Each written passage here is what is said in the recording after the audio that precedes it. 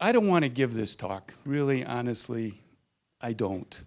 And I tried for a long time. This past week, I've been asking God to give me some other inspiration, looking for something different to say. And I feel a lot like Jeremiah. Really, I do. Jeremiah prophesied for a long time. I think I'm going to beat him. If I live long enough, I really do. Jeremiah prophesied for some 40 years or so. And I have been as well. Here we have a famous moment in history of charismatic renewal from 40 years ago. That's St. Peter's Basilica in Rome. And that's the moment at the Catholic Charismatic Conference there when we heard some prophetic words from the Lord about hard times. And so that's 40 years, and I'm still here. Next year it'll be 41, and so on. But also like Jeremiah, Jeremiah complained to God. He said, "Every time I open my mouth, I cry out violence and destruction." And he was saying, "Give me something else to say." And I feel a lot like that because this is a prophecy about hard times, days of darkness, and so on. And I would really rather not talk about that. I'd rather talk about something cheery. And in fact, just recently, I've been writing a series of articles for the Catholic Charismatic magazine in England, Good News. And what I'm going to say here is really, really based on that. And I wrote 3 articles, and they asked me to write a series of articles. I wrote 3 articles. They published the first 2, and then I noticed the third one hadn't come out. And so I called up Christina Cooper, who's the editor, and she's a friend of mine. I say, "Hey, Christina, what's the holdup here?" And she said, "Well, Bruce, these articles are a little bit heavy, and we want to publish it, but we've been waiting till we can find something more cheery to publish along with it." So it's not just me, but other people as well say, "Can't you find something happier to talk about?" And I'll try to say some things about this in a way that's happy. I think this I really do believe this is an important moment, and I've told this story before, and I might well have told it to you. I try to keep track of where I give talks and what I said, but I'm not really consistent at it, and so every now and again I'll start to give a talk that I've given to this same group before. And I might well have told you this story before. But this is at that conference. It was by exception that the Mass was being celebrated there because normally that altar's reserved for the use of the Pope. But on this Monday after Pentecost in 1975, we had permission to use it. That's Cardinal Sunan's up there in the center is the main celebrant. And that's me at the microphone. And the reason I was at that microphone, we had a little word gifts group down at the side. And after communion was the time for prophetic words. And Ralph Martin came up to me and said, I think I've got a prophetic word. And all the microphones down around were dead, just dead. And so I checked around. The only microphone that was still working was the one up there, the main microphone at the main altar. So I said, I didn't know if I had the authority to do this, but I said to Ralph, "Go up there and give the prophecy there." So he went up and he gave the famous prophecy about days of darkness and tribulation. I didn't hear what he was saying, and he hadn't told me what it was about, but it was Ralph, so I said, "Go ahead." And I didn't hear what he was saying because other people were flooding around and saying, telling me things that they had to prophesy. But as soon as Ralph finished, I just felt very, very strongly that I should prophesy. So I went up there and gave a prophecy, and I discovered later that it was very, very similar to what Ralph had said, but I hadn't known it at the time. And it was about days of darkness and days of difficulty. I discovered recently a book written in 1969, 8 or 9, by who was then the Cardinal Ratzinger, or Bishop Ratzinger, really. Well, actually, he wasn't even a bishop back then. It's called Faith in the Future, and it's quite a remarkable book. It's just been republished because somebody reread it and said, oh my goodness, is this prophetic? And it is. He goes through the intellectual history. The first part of it, for a lot of you, would be really boring. I loved it. I thought it was great. But for a lot of you, it'd be really boring because he goes through the intellectual history of Europe over the last several hundred years and what's led to where we are today. And then he gets into the last part where he says, what's going to happen to the church as a result of this? And what he said is the church is going to face extremely difficult times, and it's going to dwindle down to the point where there are very few Christians, and it's going to be very difficult to be a Christian. It's going to require a kind of commitment that it hasn't required for a long time, to have the courage to be a practicing Christian. But God is going to raise up a new church out of that. There'll be small groups of really committed believers from which God will bring forth something very new in the church.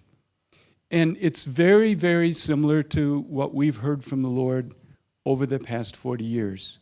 What's going to be happening, not in the entire world, but in the part of the world that's westernized, that's been Christian.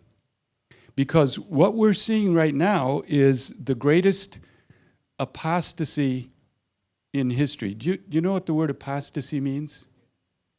It's one thing to be a pagan. It's something much worse to be an apostate. An apostate is somebody who was a believer who turns away from the Lord. Our entire society and culture is becoming apostate. It's been Christian, and it's rejecting that radically and turning away from God. It's apostate. And it's extraordinary how rapidly it's happening. I'm sorry for the Spanish in here, although maybe some of you can practice it, but I've given this in Spanish-speaking places as well. That's the seminary in Ghent, I believe. No, it's a church there, but it's near the seminary in Ghent, and I was walking with a priest in Ghent some years ago through this massive seminary, and he said, 25 years ago we had 300 seminarians here. Do you know how many we've had in the last 10 years? 1.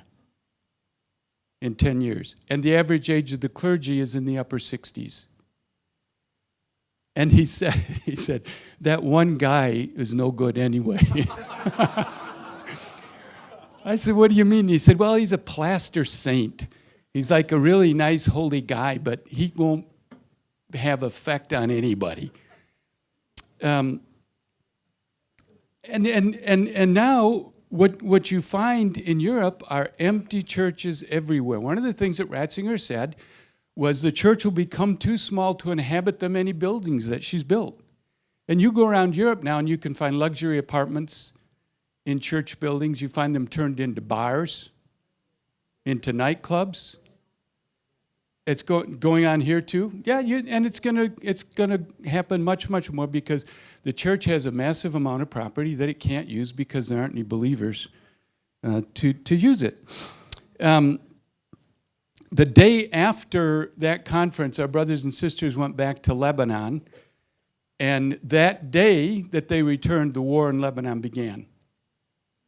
That very day. And one of the things that the prophecy that Ralph gave said was buildings that are standing now won't be standing. And they went back and they said the hard times are here for us, and we've seen it literally. Well, I don't think the hard times are primarily physical, or I don't think it's mainly about wars and bombing, except spiritual war.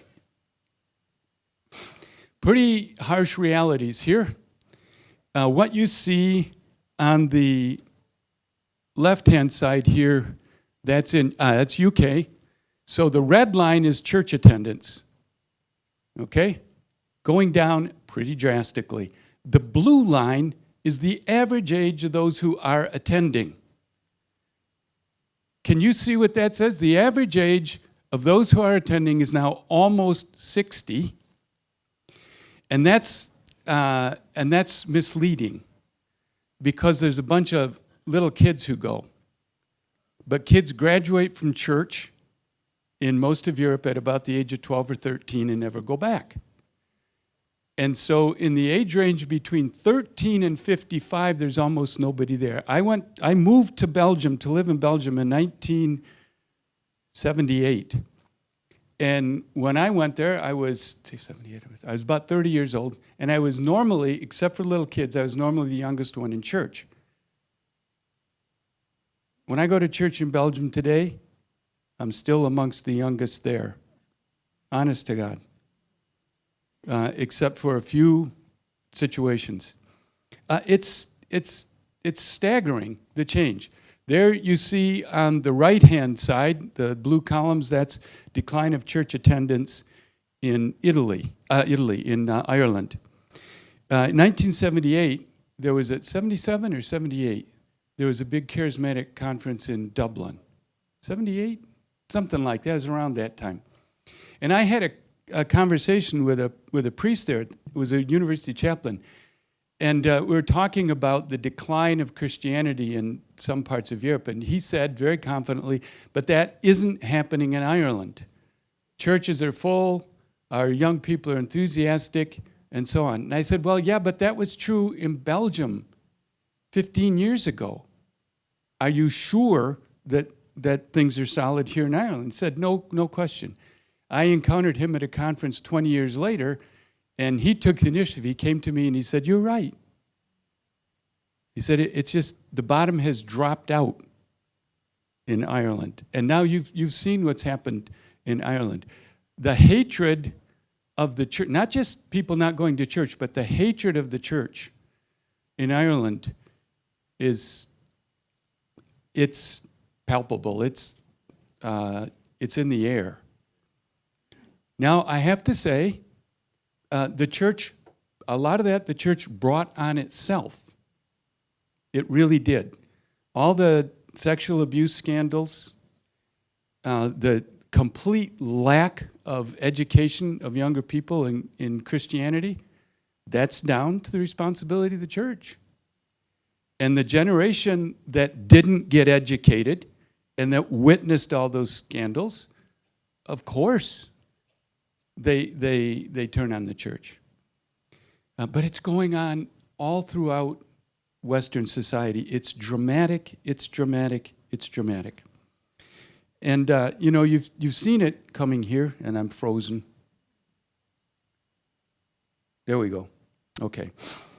This is Ratzinger's book, Faith in the Future, and that's Ratzinger at roughly now Pope Emeritus Benedict.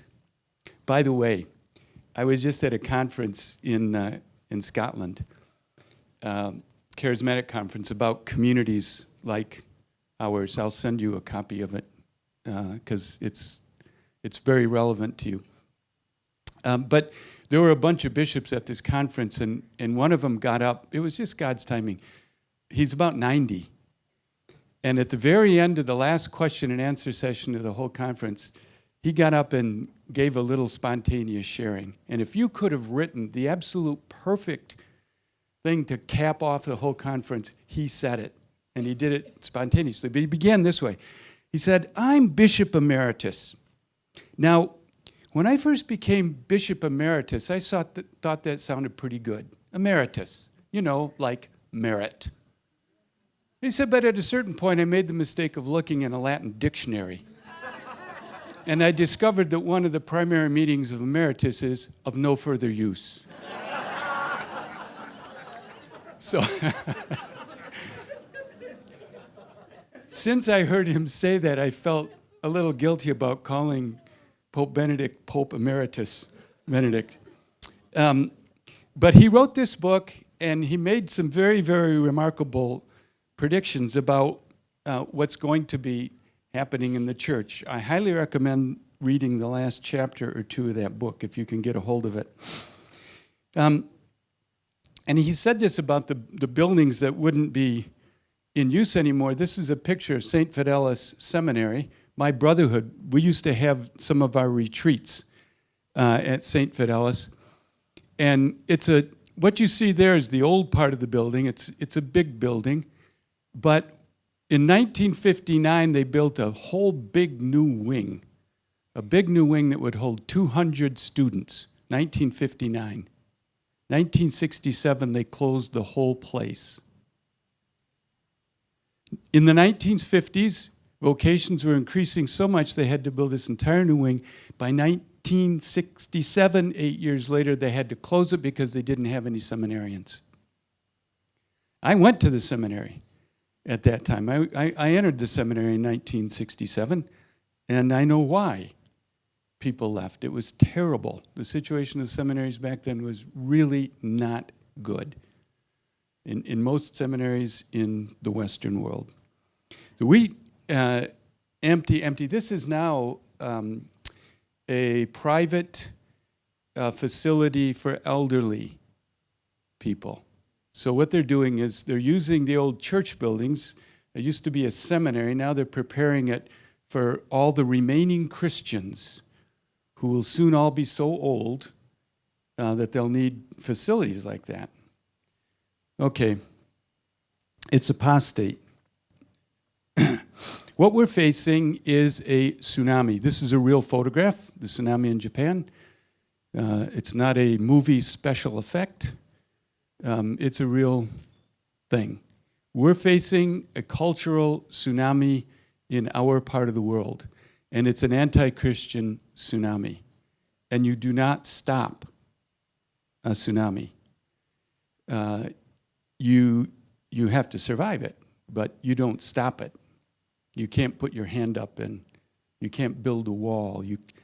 So what do we do when we're facing a tsunami? Well, these are just a few little things that you can see pretty easily on the internet. It's remarkable how powerful the anti-religion movement is in a lot of parts of the world and in important places, in the leadership of the European Union, in the leadership of the United Nations, for example. Very, very powerful. Some of the things that are going on are radical. New Zealand, I don't know if they're still doing it, but a while ago, New Zealand, in the legislature, they started a program to go back and remove from their laws every reference to father, mother, husband, or wife. The intention was to defamily the entire legislation. That is self-destructive.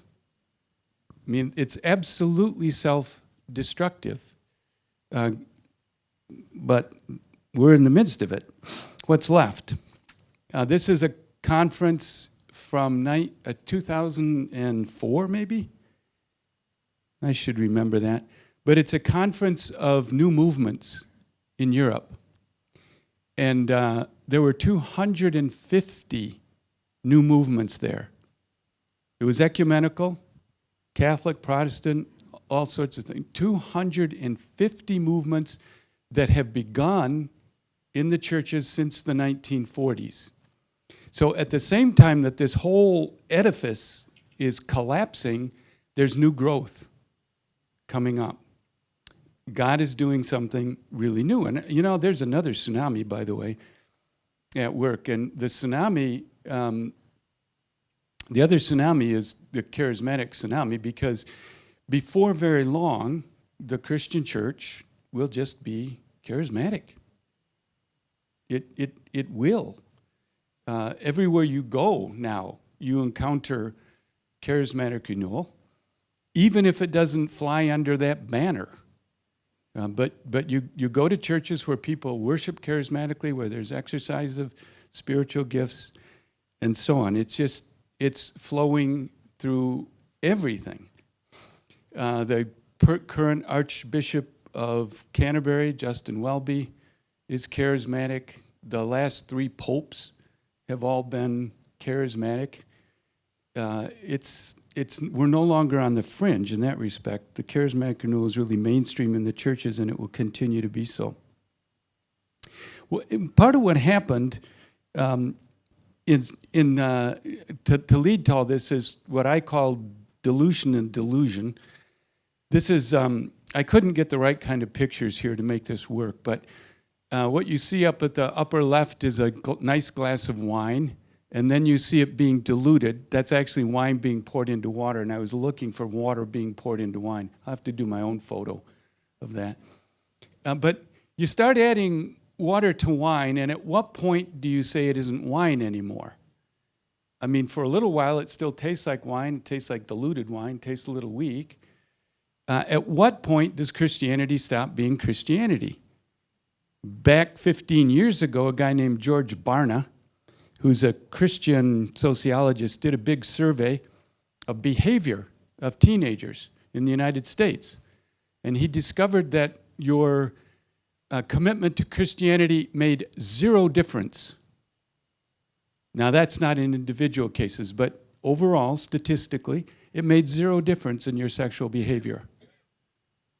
Christian kids behaved, on the whole, behaved exactly like pagan kids did. Exactly. But they're praying, they've got their hands in the air, and so on. Well, that's dilution. Their Christianity is being gutted of its morality, and pretty soon, what's left? When do you start saying, actually, these folks aren't Christians right now? Same with their parents who are going to church, but involved in abortion, perhaps, or who knows what kind of things. Financial stuff. I mean, you know, the whole big bust in the banks a little while ago didn't come out of nowhere. It came out of corruption and dishonesty at a pretty high level. Or even if it wasn't corruption and dishonesty, it was greed. Greed, greed, greed. We're talking the last few days about house prices in Sydney. Astronomical, and a lot of that, is it driven by need for housing? No. No, it's driven by, I saw the same thing happen in my sort of hometown, which I haven't lived in since 1978, but my sort of hometown, Ann Arbor, Michigan. There's huge housing boom in Ann Arbor. Huge, huge, huge. So when the census came out in 2010, I expected big population growth. Nope. Exactly the same as it had been in 2000. What are all these houses for? The housing density had gone way down. People were building houses with 5 bedrooms and 5 bathrooms and 2 people living in it. Why do you need 5 bathrooms and there's 2 people living in it? Maybe if you have a serious problem of some sort, you want one really nearby, whatever part of the house you're in. I don't know. Honestly, why do people, I don't know why they do it, but that's what was going on. And it driving the housing market. Housing prices were going up, but not because you need more houses, but really because people are speculating, okay, I'm getting off track. Dilution and delusion, there's been a lot of dilution going on, and it leaves you with the delusion that there's more Christianity around than there really is. We gotta be aware of the facts. It's a tsunami. Now, what do you do in a tsunami? Building sandcastles is really a lot of fun if you're a kid or a guy. I mean, it really is true that every man has a little boy inside, hiding there, trying to get out. So yeah, you could, older guys can have fun building sandcastles too, but sandcastles do not do very well in a tsunami, right? In a tsunami, a sandcastle is not going to survive. Here you can see the little sandcastles with the tsunami coming in. I put those sandcastles in there, by the way. That's a real tsunami photo as well, but I put the sandcastles in. I was proud of that. I'm not very good with photo programs normally, but And if you don't build properly for a tsunami, what are you going to get? You're going to get that. That's the CCTV building, or CCTV. Anyway, it's a TV building in Christchurch. It was not built according to earthquake code. And that's where more than half of the people died in that earthquake. Wasn't ready. So what do you build? What are you going to build if you're facing a tsunami? What are we going to build? How are we going to survive? Can we survive it? I think it's going to be a challenge, but I believe we can. Oh, so I think I might have come to the end here. I removed something inadvertently. Okay, so there's supposed to be another slide there, but what can you do? Well, I think God is doing it. God is raising up these new movements and communities. One of the things that Ratzinger said in his book is that if Christianity survives, it's going to be in these smaller groups of Christians who are very committed and live together community life. He's not the only one who said that. I could have done this from a Protestant perspective using a book by Charles Colson called Against the Night. And Charles Colson ends his survey of what's going on in the Western world in the same way that Ratzinger did. And he said, what's going to be able to survive are small Christian communities of highly committed members. And in fact, Colson quoted a famous modern moral philosopher, Alasdair MacIntyre, by saying what we need today is a modern Saint Benedict. See, there was a tsunami at the end of the Roman Empire as well, and Christianity was almost wiped out in Europe by the invasions in the 5th and 6th century. And it survived because of the monasteries. And because of the monasteries, Europe was re-evangelized. One of the things that Benedict was calling for was a re-evangelization of Europe. And I would extend it and say of European culture, which includes places like Australia, New Zealand, United States, Canada. There is hope.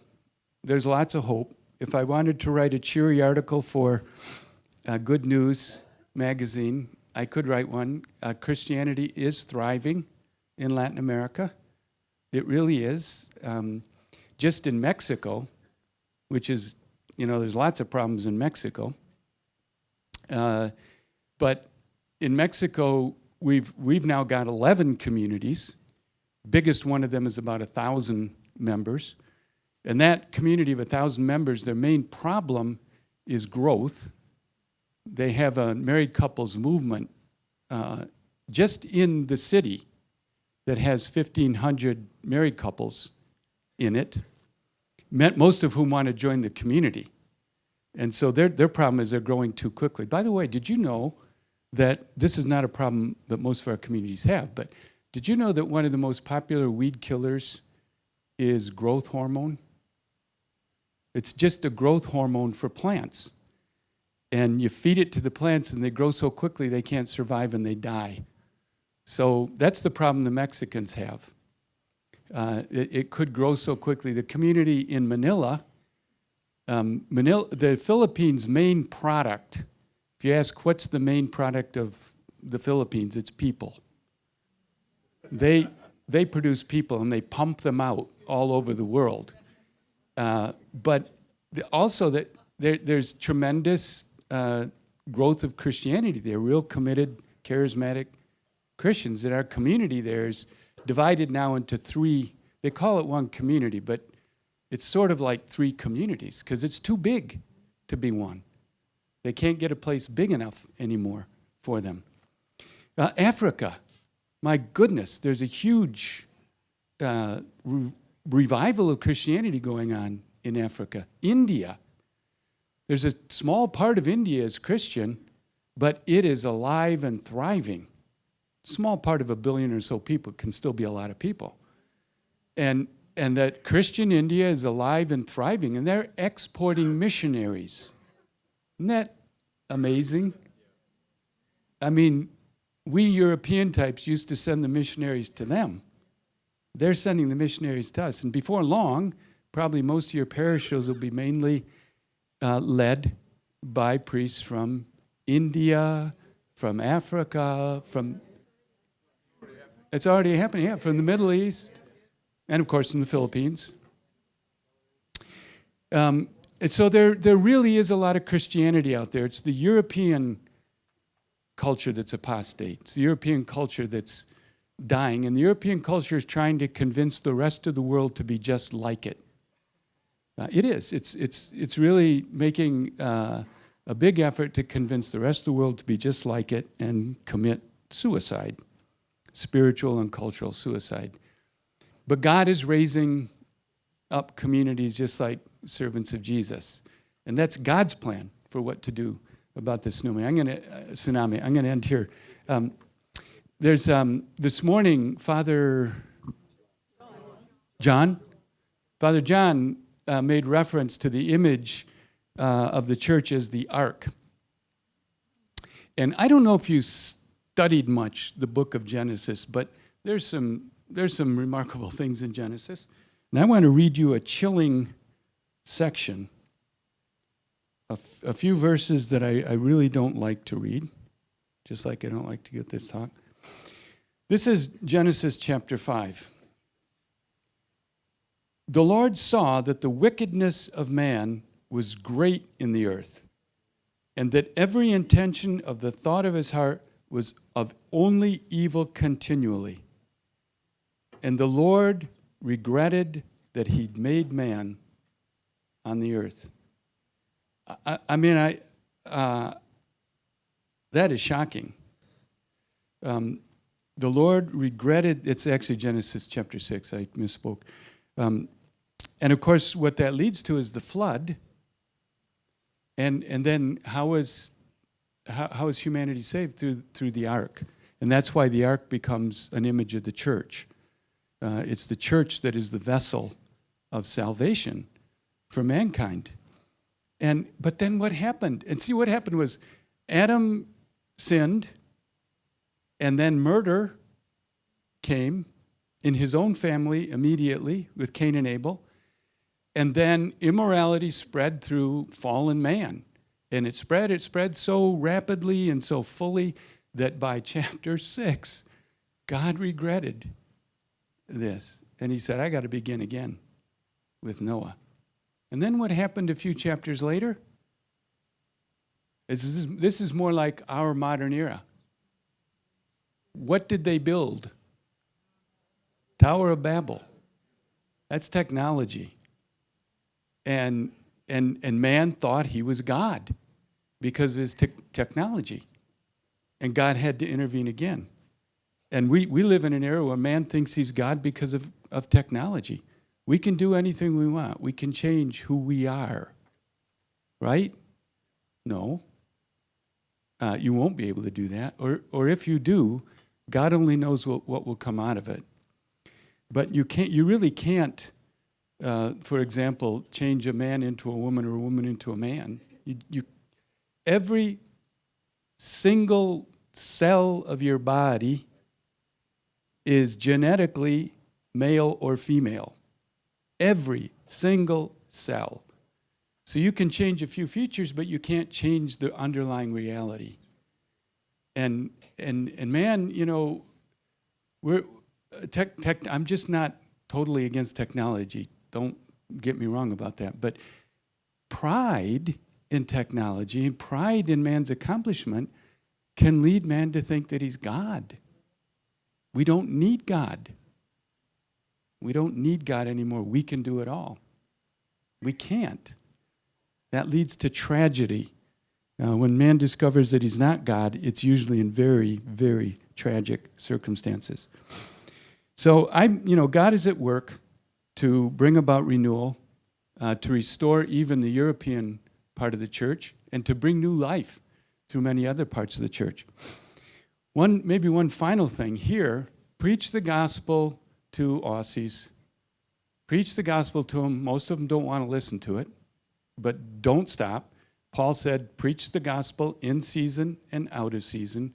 Convince, exhort, rebuke, be unfailing in patience and teaching. But in the meantime, evangelize everybody else because they will listen. The immigrants will listen. The great majority, they're much more open to the gospel. We find the same thing in most of the places where we are in Europe. The Europeans themselves, Christianity's for the past. They're done with it. They don't even want to listen to it. But the people who come from other places, yes, they'll listen. Remember, Paul would preach the gospel always first to the Jews. They didn't listen. So what did Paul do? He said, all right, I'll turn to the Gentiles because they listen and they receive the gospel. We have to do the same.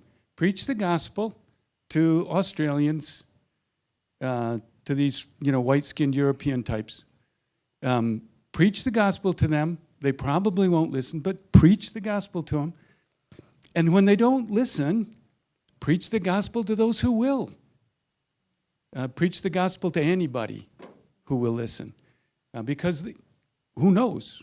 That could be where the growth comes from in the future of the church.